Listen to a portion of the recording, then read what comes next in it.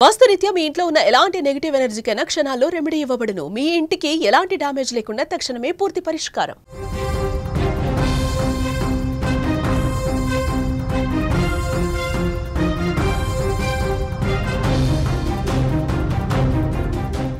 Saudi bus ప్రమాదంలో 45 మంది మృతి చెందారు. మృతులందరూ కూడా మన హైదరాబాద్ వాసులే కావడం మరింత విషాదం. మృతదేహాలు భారత్ రావడం అసాధ్యమే అని కూడా అంటూ ఉన్నారు. యాత్రికులకు సౌదీలో కఠిన చట్టాలు అమలు చేస్తూ ఉంటారు. మరణిస్తే అక్కడే ఖననం చేయాలని కూడా యాత్రికులు సంతకం పెడతారు. కుటుంబ సభ్యులు అభ్యంతరం చెప్పినా కూడా వీల్లేదు అని కూడా అక్కడ చట్టాలు చెప్తూ ఉన్నాయి. సౌదీ అరేబియాలో జరిగిన ఘోర బస్సు ప్రమాదం 45 మంది హైదరాబాద్ వాసుల జీవితాల్లో చీకటిని నింపేస్తుంది. మక్కా మదీనా మార్గంలో జరిగిన ఈ దుర్ఘటన దేశవ్యాప్తంగా కూడా విషాదాన్ని నింపిందని చెప్పుకోవాలి. అయితే ఈ ప్రమాదంలో మరణించిన వారి మృతదేహాలు స్వస్థలాలకు చేరడం దాదాపుగా అసాధ్యమని కూడా తెలుస్తూ ఉంది. ఎందుకు అంటే అక్కడ కొన్ని చట్టాలు చాలా కఠినంగా ఉన్నట్టుగా కూడా తెలుస్తూ ఉంది. బస్సు డీజిల్ ట్యాంకర్ను ఢీ కొట్టడంతో ఒక్కసారిగా కూడా మంటలు చెలరేగి బస్సు పూర్తిగా అక్కడ కాలిపోయిన సిచ్యువేషన్. దురదృష్టవశాత్తు ఈ ప్రమాదంలో 45 మంది యాత్రికులు మృతి చెందారు. అయితే వారి మృతదేహాలను భారత్కు తీసుకురావటానికి అక్కడి కఠినమైన చట్టాలు ఇప్పుడు అడ్డంకిగా మారాయని కూడా చెప్తూ ఉన్నారు. మతపరమైన యాత్ర అయిన హజ్, ఉమ్రా తీర్థయాత్రలకు సంబంధించి సౌదీ అరేబియాలో కొన్ని ప్రత్యేక నిబంధనలు కూడా అమల్లో ఉంటాయి. మతపరమైన యాత్ర సమయంలో అంటే మక్కా మదీనా లేదా సౌదీ అరేబియాలో ఎక్కడైనా యాత్రికుడు మరణిస్తే వారి మృతదేహాన్ని స్వదేశానికి పంపడానికి అనుమతి లేదని చెప్తూ ఉన్నాయి. ఈ నియమం అనేక ఏళ్లుగా కూడా అక్కడ అమల్లో ఉంది. హజ్ యాత్రకు వెళ్లే యాత్రికులందరికీ కూడా ఈ విషయం కూడా తెలిసే ఉంటుంది. ఎందుకు అంటే అక్కడికి వెళ్ళడానికి టికెట్స్ బుక్ చేసుకున్నప్పుడే అక్కడ ఒక ఫారం ఇస్తారు అని కూడా తెలుస్తూ ఉంది.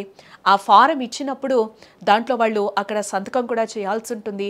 ఆ సంతకం చేసినప్పుడు కూడా అక్కడ ఎలాంటి నియమ నిబంధనలు ఉన్నాయి అనేది కూడా తెలుస్తూ ఉంటుంది. అక్కడ అనుకోకుండా ఎలాంటి ఘోరాలు జరిగినా కూడా, ఎలాంటి ఇష్యూస్ జరిగినా, హెల్త్ ఇష్యూస్తో చనిపోయినా కూడా, ఎలాంటివి జరిగినా కూడా అక్కడున్న కఠిన నిబంధనలు ఏ విధంగా ఉంటాయి అనేది కూడా అక్కడ మనకి ఒక ఫారం ఏదైతే ఉంటుందో ఆ ఫారంలో ఎవరైతే యాత్రికులు వెళ్ళాలి అనుకుంటారో హజ్ యాత్రకి అక్కడ ఆ ఫారం అయితే నింపాలి అని కూడా అక్కడ చెప్తూ ఉన్నారు. ఈ నేపథ్యంలోనే ఆ ఫారం నింపిన తర్వాత కూడా అక్కడికి వెళ్ళి అనుకోని ప్రమాదాలు ఏమన్నా సంభవిస్తే అక్కడ ఉన్న నియమాలు చట్టాలు ప్రకారం అయితే ఇక్కడికి ఆ బాడీస్ ఏవైతే ఉన్నాయో డెడ్ బాడీస్ ఇక్కడికి తీసుకురావడానికి కూడా అసాధ్యం అని కూడా చెప్తూ ఉన్నారు.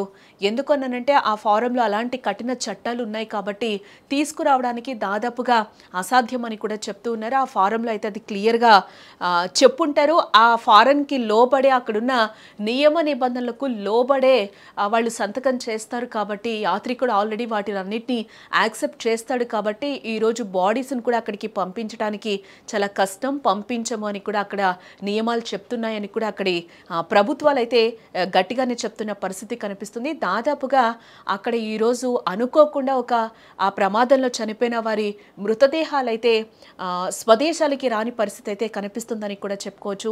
అక్కడ గవర్నమెంట్ని ఎంత రిక్వెస్ట్ చేసినా కూడా చట్టాలకు అతీతంగా ఏది చేయము అని కూడా ఈరోజు చెప్తున్న పరిస్థితి కనిపిస్తుంది. ఎందుకనంటే దాదాపుగా వాళ్ళు ఆ ఫారం ఏదైతే ఉందో ఆ ఫారాన్ని వాళ్ళు ఆల్రెడీ కూడా నింపిన నేపథ్యంలో వాళ్ళకి కండిషన్స్ అప్లై లాగా దాంట్లో ప్రతి ఒక్క నియమం, ప్రతి ఒక్క కండిషన్ ఉంటుంది కాబట్టి దానికి లోబడి యాత్రికుడు యాక్సెప్ట్ చేశాడు కాబట్టి ఇలాంటి నియమాలు అక్కడ ఖచ్చితంగా మేము అమలు చేస్తాము అనేది కూడా అక్కడి చట్టాలు, అక్కడి ప్రభుత్వాలు కూడా చెప్తూ ఉన్నాయి.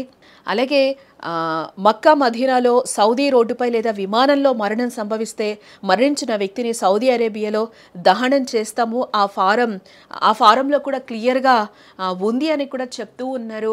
అక్కడ అనుకోకుండా ఎలాంటి ప్రమాదాలు జరిగినా కూడా అవే మెయిన్గా ఆ ఫారంలో కూడా పొందుపరచామని కూడా చెప్తూ ఉన్నారు. ఇలాంటి ప్రమాదాలు విమానంలో కావచ్చు, లేకపోతే ట్రావెల్ మనం రోడ్ త్రూ ఏమైనా బస్సులో లేకపోతే వేటిల్లో వెళ్ళినా కూడా అనుకోని ప్రమాదాలు సంభవిస్తే మాత్రం అక్కడే ఖననం చేసే అవకాశాలే ఎక్కువగా ఉంటాయి. ఒకవేళ ఇప్పుడు ప్రమాదం జరిగిన తర్వాత వారి కుటుంబ సభ్యులు తమ వారి మృతదేహాలు అప్పగించాలని అభ్యంతరం తెలిపినా కూడా యాత్రికులు ముందే అనుమతి ఇచ్చినందున వారి మృతదేహాలను వెనక్కి పంపించడం చట్టపరంగా సాధ్యం కాదు అనేవి కూడా చెప్తూ ఉన్నారు. ఈ విషాద సమయంలో మృతుల కుటుంబాలకు భారత ప్రభుత్వం సౌదీ ప్రభుత్వంతో మాట్లాడి ఈ విషయంలో ఏమైనా సడలింపులు తీసుకురాగలరా అనేది అయితే ఇప్పుడు చూడాల్సిన అంశం.